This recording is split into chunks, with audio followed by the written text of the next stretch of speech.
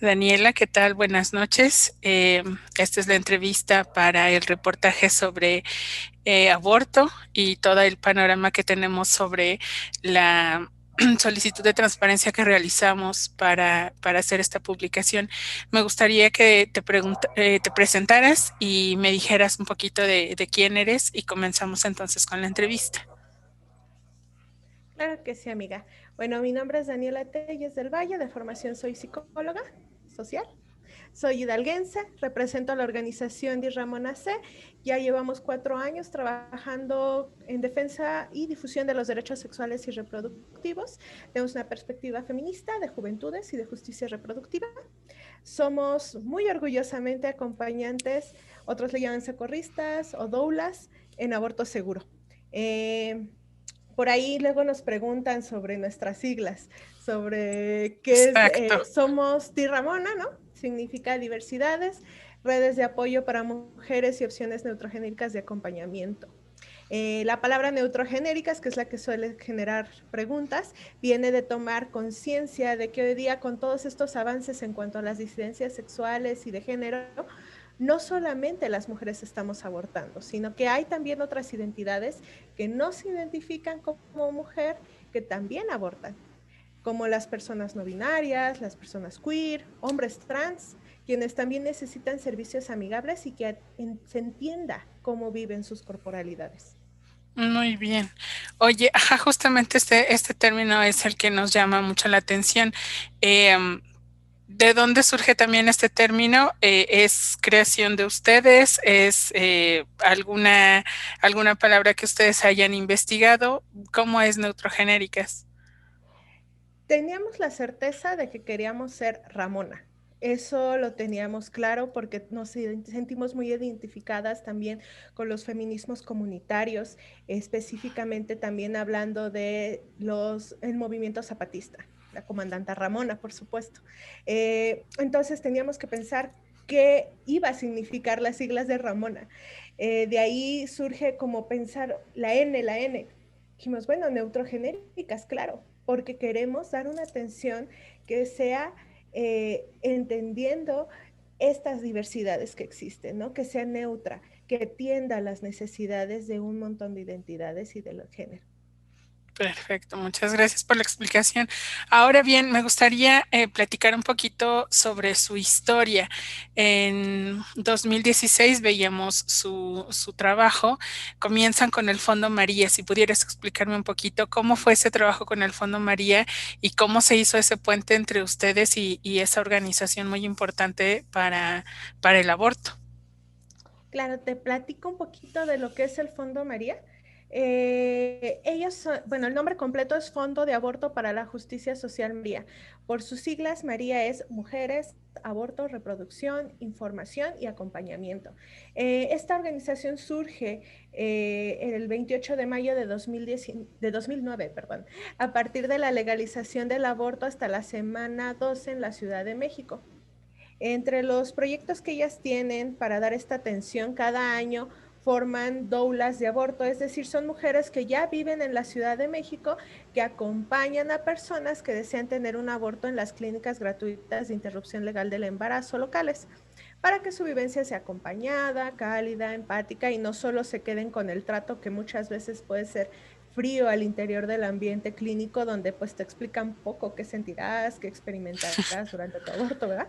Entonces, pero bueno, más allá del ambiente clínico también hay otro reto, que es el de sortear eh, todo el ambiente violento y de acoso que se vive a diario afuera de las clínicas por parte de los grupos antiderechos, ¿no? Entonces, estas dobles están contigo durante todo tu proceso, antes, durante y después. Con esto en mente, en 2016 sacan su primera convocatoria, pero esta vez también fue nacional para formar embajadoras, en ese momento así nos llamamos, ahora somos enlaces, al interior de la República para difundir desde los estados todos los servicios que brinda el Fondo María en la Ciudad de México, ¿no? Fungir como un enlace. Y pues simplemente decidimos que teníamos que participar.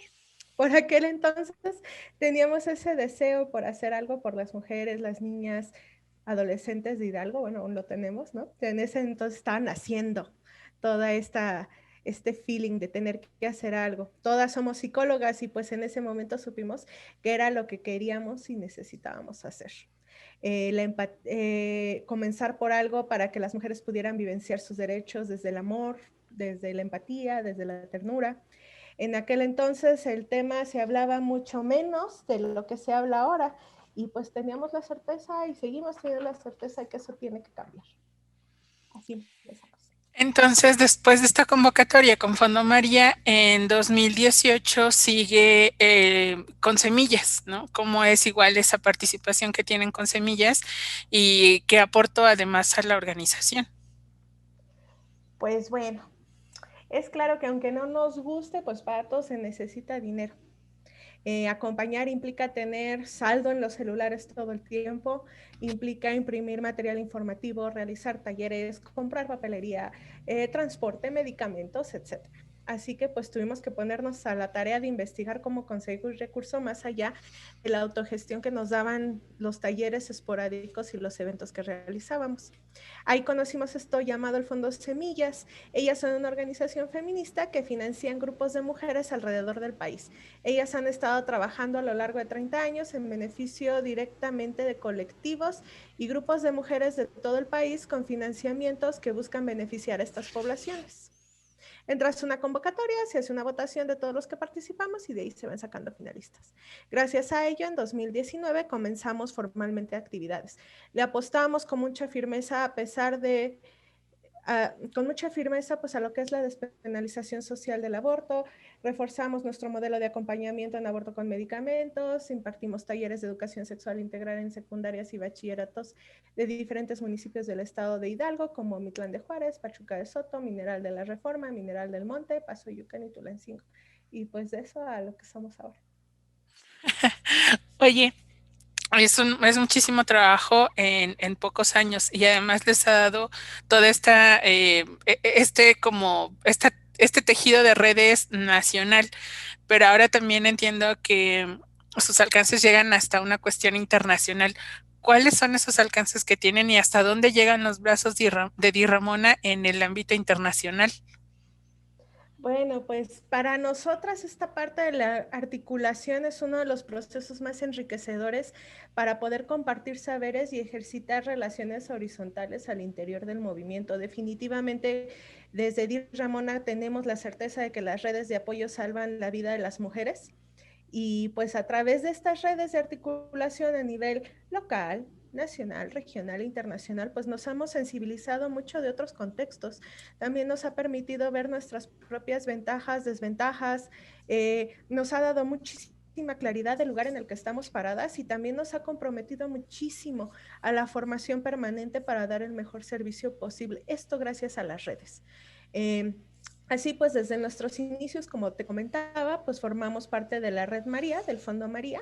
Eso nos permitió conocer a compas de Oaxaca, todos los enlaces de Oaxaca, de Chiapas, de Veracruz, de Baja California, de Quintana Roo, Nayarit, de Domex, de Morelia, Tabasco, Yucatán, Guerrero y casi todos los estados por donde se haya empleado estar. Mediante el Fondo María y también el Fondo Semillas, pues también hemos tenido la dicha de participar en varios encuentros nacionales e internacionales, en uno de ellos nos conocimos, donde hemos podido pues hacer alianzas con otras organizaciones nacionales como GIRE o el Instituto de Liderazgo de Simón de Beauvoir. También tuve la oportunidad en algún momento de colaborar con una organización internacional, como también lo estoy haciendo ahora, pero es otra. En ese entonces era Safe to Choose, la cual me abrió pues el mundo, la verdad, al movimiento de acompañamiento regional, latinoamericano e internacional. Así pues, entonces, con más confianza, al saber que las acompañantes somos muchísimas, que no estamos solas, que estamos en todos lados, es que fuimos visibilizando más pues a Di Ramona, ¿no? Esto nos ha permitido articular pues en otros niveles. Actualmente colaboramos directamente, por ejemplo, con IPAS México, en la difusión de derechos sexuales y reproductivos para la prevención del embarazo adolescente. También formamos parte de la Red Feminista Latinoamericana y Caribeña de Acompañantes de Aborto, de la Red Latinoamericana de Aborto Seguro, de la Red de Jóvenes Positivos de América Latina y el Caribe, de la Red de Salud de las Mujeres Latinoamericanas y del Caribe, la International Network for the Reduction of Abortion, Discrimination and Stigma, INROADS, por sus siglas en inglés, entre otras que pues ahorita no se me escapan. Oye, es un trabajo muy amplio, no es una, una organización al vapor que haya dicho, bueno, vamos a ir a tientas por este lado. Se han preparado, tienen pues un montón de preparación, de respaldo. Ahora, desde esta perspectiva tuya, desde tu mirada, ¿cuál es la principal aportación que tiene la asociación en un contexto como el de Hidalgo? Pues creo que le aportamos la atención permanente a una necesidad que tiene que ser atendida de inmediato. Y eso es que las mujeres, las niñas y adolescentes en Hidalgo necesitan abortar aquí y ahora y todos los días. No pueden estar Claro. esperando sentadas a que el Estado decida darnos el permiso para hacerlo de forma segura. Tenemos que agruparnos para hacerlo nosotras. Estamos abortando todo el tiempo, en todos lados, y no es justo que por estas omisiones se siga poniendo en riesgo nuestra vida, nuestra salud. No todas podemos ir a la Ciudad de México. Qué bueno que ya está despenalizado, pero no es la posibilidad de todas ir allá, a pesar de que Hidalgo esté tan cerca. Así que, pues bueno, algo tenía que hacerse al respecto. Nosotros pensamos. Y que pues si las hidalguenses están decidiendo abortar, pues decidimos que nosotras las vamos a acompañar para que puedan hacerlo de la forma más segura, de la forma más libre y empática que sea posible. También hemos decidido hablar de abortos en todos lados, quitándole el estigma, hablándolo desde la experiencia de quienes han pasado por ellos. De repente el discurso se centra mucho en los derechos, en la parte legal, pero ¿qué hay de la experiencia de las mujeres, las niñas y los adolescentes? ¿No? Eso se nos pasa de repente. No tenemos ningún empacho en decir que el aborto con medicamentos es seguro, que es posible, que es efectivo, porque esa información además es pública, o sea, no estamos diciendo nada nuevo y por tanto todo el mundo tendría que conocerlo. Queremos que las mujeres y otras personas con capacidad de abortar sepan que para vivir un aborto seguro no es indispensable ir a la Ciudad de México, ni un médico que las esté paternalizando o caer en manos de personas oportunistas que quieren vulnerarlas económicamente por sus decisiones, ¿no? Eso es lo que le aportamos. Y bueno, con esto, pues por eso en 2019 realizamos el primer foro Hablemos de Aborto Hidalgo, en el cual tuvimos la dicha de que nos acompañaras. Ahí contamos con la presencia de más de 30 mujeres jóvenes de municipios. Quisimos descentralizarnos de Pachuca y enfocarnos en los municipios de Hidalgo, ¿no? Entonces tuvimos presencia de mujeres de Tulancingo, de Jacala, de Zimapán, de San Agustín Tlaxiaca, de Huasca, de Huejutla. Abordamos un montón de temas bien interesantes como la despenalización social del aborto, además la legal, ¿no? Acompañamiento a mujeres en situación de aborto y el tratamiento médico del aborto. Y pues creo que ese es el granito de arena que le estamos aportando a Hidalgo. Muy bien, sí, sí, sí, sin duda es un trabajo muy amplio, ¿no? O sea, decir hablar de aborto parece sencillo, pero no lo es. Y en ese sentido hay que retomar el contexto hidalguense. Y hay que recordar el terrible terreno que tuvo en 2019, en diciembre, cuando se subió la iniciativa para ser votada y hubo un freno de parte del Congreso local para, para aprobar esa modificación a la despenalización de la ILE. ¿Qué perspectiva tienes tú desde este freno, no? Que es además en los tomadores de decisión. Pues que qué penoso, ¿no? Y qué vergonzoso que en pleno 2021 tengamos que seguir debatiendo sobre un tema que ya está por demás debatido, por demás discutido, por demás comprobado y tan claro, ¿no? En Rusia se despenalizó, imagínate, en 1920, en Estados Unidos en los 70, en Uruguay en 2012, en Ciudad de México en 2007, acompañado de más de una sentencia de la Suprema Corte de Justicia de la Nación, que dice claramente que el que solo esté despenalizado en Ciudad de México nos pone al resto de las mujeres del país en situación de discriminación y desventaja, porque no todas estamos en posibilidad de ir allá a practicarnos un aborto. Penoso, desde ahí. Y bueno, el pretexto fue que no había las condiciones. La verdad es que esas nunca van a existir, se tienen que crear. Creemos con certeza que los contextos no son inamovibles, se tienen que cambiar. Y pues vaya, en 2019 creo que no se podía tener mejores condiciones pues se tenían opiniones positivas de una Secretaría de Salud, de Derechos Humanos, una súper positiva de la Procuraduría, y pues todos coincidieron que simplemente necesitaban esa ley porque había las condiciones, el personal, el recurso para ponerla en marcha. Es más, al interior del Congreso ni siquiera teníamos un legislativo primordialmente conservador, como podríamos hablar de Guanajuato, de Puebla, de Nuevo León. Teníamos una legislación de la paridad, además, ¿no? Que estaba presumiéndose mucho. Sin embargo, había una cuestión de juego político que dejó en último lugar los derechos sexuales y reproductivos de las mujeres, las niñas y las adolescentes de nuestro estado, ¿no? Y eso es lo que lo hace más penoso, porque ni siquiera se trató de convicciones moralinas, ¿no? Sino que fue convicciones individualistas y pues económicas. Fue un golpe muy duro y creo que la verdad es un episodio bien vergonzoso en materia de derechos humanos para el Congreso del Estado de Hidalgo. Que además se ha replicado en el resto del país, ¿no? O sea, de pronto otros estados tampoco han tenido la suerte de aprobarlo y bueno, podríamos hablar extensamente de los contextos que tienen Oaxaca, Nuevo León, actualmente Quintana Roo, que es imposible de no mencionarlo. Eh, Veracruz. Veracruz, claro, ¿no?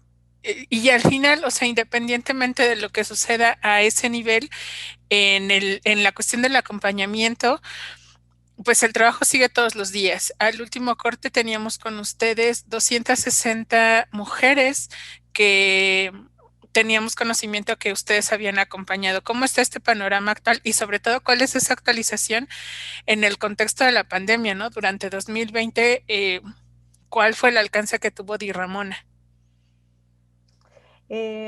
Bueno, en el contexto de la pandemia, específicamente durante el año pasado, esta necesidad se hizo más patente que nunca. Al corte que mencionas fue precisamente el del 25N, Ujú. 260 prox. Ahorita no tenemos un corte específico, pero estamos en un corte general, aprox 360 casos.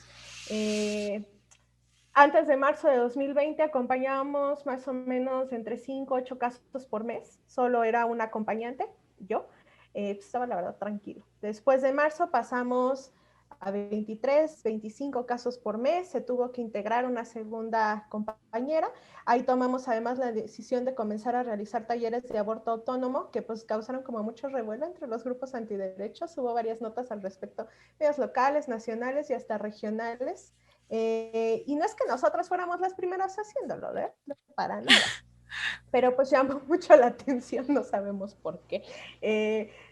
Después de finales de noviembre a la fecha, estamos atendiendo en promedio de 3 a 5 casos, pero por día. Se tuvo que integrar una tercera compañera, pero también nos está sobrepasando la demanda. Con esto, pues empezamos a generar ahora también escuelas de formación de acompañantes para que más mujeres puedan realizar esta tarea y pues llevarla a sus territorios, ¿no? Porque tenemos claro que no somos las únicas, no somos las primeras, no somos las últimas y pues lo poquito que sabemos se tiene que compartir. Claro. Oye, el número que mencionas es muy grande, sin duda la pandemia, y creo que en algún momento lo platicamos, exponenció todo el problema que se está viviendo, ¿no? Ahí es donde fueron necesarios los servicios de salud, porque además el Estado es el que debe garantizar este servicio. Pero más allá del número y más allá de la responsabilidad que debería tomar la Secretaría de Salud, ¿qué pasa con el acompañamiento? ¿Cuál es esa diferencia que las distancias de lo que puede ser una cita en la Secretaría de Salud, una sala de espera, etcétera? ¿Qué es ese trabajo que ustedes realizan, que además no es equiparable con nada? Claro. Pues mira, yo creo que es radicalmente distinta. En el ámbito hospitalario, como bien lo mencionas, en especial el público, pues nos convertimos en estadísticas, somos un número. Se pondera la cantidad de personas atendidas a la calidad, ¿no? Y si bien no los culpamos, pues son muchísimas personas las que se atienden cada día, pues tampoco excusamos la pobreza en la atención. Hay trabajo pendiente y lo que se está haciendo ahorita no es suficiente y eso no cambia en las clínicas de interrupción legal del embarazo. Te dan un turno, te conviertes en un número, haces fila, tienes tu procedimiento, apenas te medio explican lo que vas a sentir, ¿qué debes esperar? Y bueno, la que sigue. Cuando tienes un aborto acompañado, pues la acompañante está, o debería de estarlo, para ti de principio a fin. Más allá de facilitarte el acceso a la información pública de los protocolos establecidos por la Organización Mundial de la Salud, un acompañante te escucha, te entiende. Si está presencialmente contigo, incluso nos abrazamos, ¿no? Porque a veces es necesario un abrazo. No es solo la parte más fisiológica del proceso, también es la emocional, la psicológica, la logística incluso, ¿no? Se convierte en una sintonía de dos personas que pues nos entregamos toda la confianza mutuamente, es la mutualidad del proceso, en especial en territorios restrictivos como el nuestro, ¿no? En Hidalgo. Así pues en un acompañamiento se genera complicidad, se genera escucha, un intercambio de experiencia de forma muy horizontal, sin prejuicios ni cuestionamientos. Creo que lo mágico de los acompañamientos es generar esta sinergia en la que sabemos que nos tenemos y sostenemos entre nosotras, pese a un sistema que pues, nos dice todo el tiempo que no podemos ni debemos decidir sobre nuestros cuerpos, sobre nuestras vidas, pero que ahí en ese momento del acompañamiento se vuelve una realidad, la decisión, la autonomía. Claro, ¿no? Más allá incluso de lo que pueda decir la ley, de los alcances que puedan tener los servicios, de todo eso, incluso las opiniones, ¿no? Que siempre son muy, ajá, reiteran mucho el estigma que hay hacia las mujeres. Y en medio de todo esto, nosotros quisimos hacer una revisión a los servicios de salud y los datos, bueno, fueron entregados a ustedes. Y en ese sentido, entrando en esta materia de los datos que nos competen de la Secretaría de Salud, ¿qué es lo que ustedes miraron tú como representante de Ramona? ¿Qué miraste en esta solicitud de información que es la base de este trabajo y que además ha revelado tantas cosas dentro y fuera de la Secretaría en sí, ¿no? ¿Qué es esa mirada que tú viste? ¿Qué es la interpretación de todos esos datos que estamos revisando hoy? Híjole, primero que los datos me parecen dolorosos, ¿no? Y de ahí pues podría enumerar cuatro preocupaciones principales. Son muchas, pero podría enumerar cuatro principales. La primera, pues es que el número de personas atendidas bajo las causales no está reflejando la realidad de la situación que tenemos en cuanto a la necesidad del acceso, ¿no? Eran decenas desde 2016. Nosotras desde 2017 hemos atendido cientos, ¿no? Otra, bueno, por ejemplo, así para ponerlo claro además, GPA en 2019 reportó un registro de 7.559 nacimientos en mujeres adolescentes en la entidad. Sabemos que de los cuales 177 fueron en niñas de 10 a 14 años y 7.382 en adolescentes de 15 a 19. Sabemos que cuando hablamos de niñas hablamos de abuso sexual, no hay de otra. Pero no se tiene registro ni siquiera de 10 interrupciones legales del embarazo por causal violación a menores de edad. No es posible que siga indignando más un procedimiento de aborto a una niña para la cual el parir representa un riesgo mayor para su vida que el hecho de que en Hidalgo tengamos a tantas niñas y adolescentes embarazadas. Y creo que eso es lo que reflejan estas cifras, ¿no? Dos, pareciera que no hay un uso pleno del resto de las causales, ¿no? Prácticamente todos los casos se están yendo por la causal violación, cuando también existe el peligro de salud para la madre, malformaciones congénitas, riesgo de muerte para la madre, imprudencial o culposo, y la de inseminación artificial no consentida. O sea, no se está difundiendo el resto de causales de manera adecuada. Tres, a mí me llama mucho la atención que prácticamente todos los casos de violación tienen menos de 12 semanas. Eso nos habla que hay una carencia en la aplicación correcta de la NOM 046 que no estipula plazos para la realización de este procedimiento. Y es preocupante porque la experiencia nos dice que la mayoría de niñas y adolescentes solo se enteran del embarazo una vez que es visible el vientre, que alguien lo nota, alguien de su círculo cercano. Y esto suele suceder hasta después de la semana 13, más o menos. Entiendo que esto viene del candado existente en el Código Penal respecto al acceso a la causal de aborto por violación, ¿no? Que nos dice que tiene que ser antes de 12 semanas y tiene que haber una denuncia antes de saberse embarazada. Pero los centros de salud tienen que saber que la NOM 046 está por encima de esa causal y ellos tienen la obligación ética y legal, de hecho, de anteponer el dicho de la víctima para poder brindarle el servicio de forma expedita, independientemente de las semanas que tenga, en especial cuando hablamos de menores de edad, ¿no? Y la última preocupación que podría hablar, pues lleva a la parte más triste, en mi opinión, que es el presupuesto. Sí hay presupuesto, y no es poco, no hablamos de 5 pesos, pero no se está reflejando en la atención que se brinda. ¿A dónde se está yendo ese dinero? ¿A quién están capacitando? Sí, puede que a lo mejor hay algunas mejoras en Pachuca. Vamos a darles el voto de confianza. Pero ¿qué pasa con el resto de las regiones de Hidalgo? Por ejemplo, la Huasteca, donde por experiencia hay mujeres que para el procedimiento más simple relativo a su salud sexual y reproductiva forzosamente tienen que tener la firma de un hombre, aunque ellas sean las cabezas de hogar, aunque sean mamás solteras, ¿no? Entonces, esto no se está llevando a la generalidad del Estado. Un panorama muy terrible y 4 preocupaciones además muy, muy específicas y urgentes de atender, ¿no? No es posible que la cuestión siga de esta manera, ¿no? Lo dijiste muy bien, mientras la Secretaría de Salud no llega ni a 20 en estos años, en menos tiempo ustedes llegaron a cientos. O sea, las mujeres sí están abortando, sí están accediendo a los servicios, pero no en la Secretaría de Salud, no en la garantía que debe tener el Estado para estas mujeres.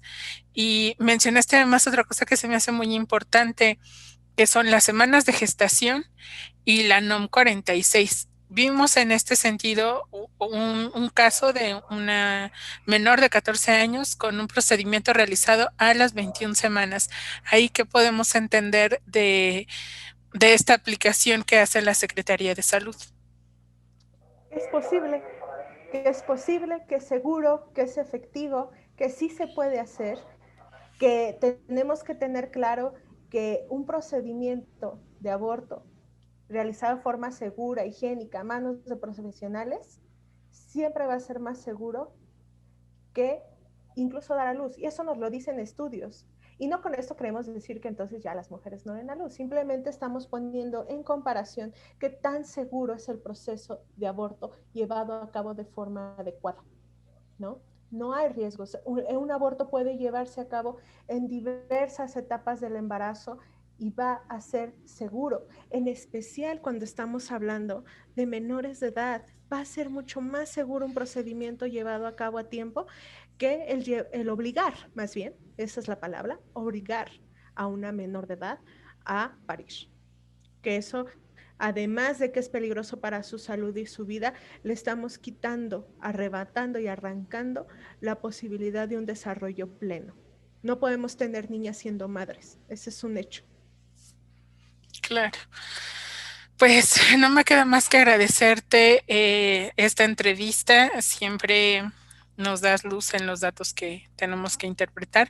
Agradezco mucho tu colaboración y sobre todo también la labor que realizas en medio de todo este panorama que enfrentan las mujeres. El acompañamiento es eh, pues un salvavidas, ¿no? Literalmente. Entonces, muchas gracias, Daniela. Agradezco mucho tu participación y todos tus saberes compartidos con nosotros. Gracias a ti, gracias siempre por darnos voz y pues que nosotras somos uno del mar de acompañantes que están en todo México, incluso en Hidalgo, ¿no? Simplemente hay que seguirnos conociendo y seguir articulando. Muchas gracias. Gracias a ti.